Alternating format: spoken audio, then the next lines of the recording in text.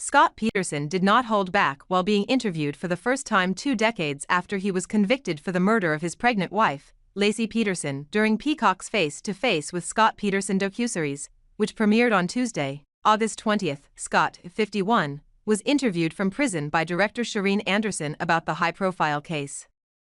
Scott's tell-all is the first time the convicted killer broke his silence in the 20 years since he was found guilty for his wife and unborn child's deaths.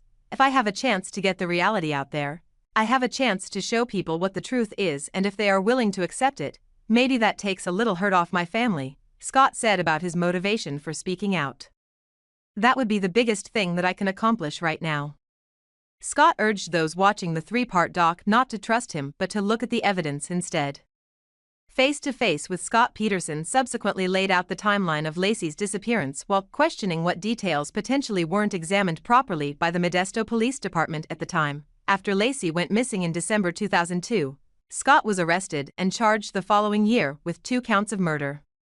Laci, who was 8 months pregnant at the time, was later found dead at age 27, and her husband became the prime suspect. In November 2004, Scott was found guilty of the first-degree murder of Laci and the second-degree murder of their infant son. He was originally sentenced to death before that was overturned in 2020.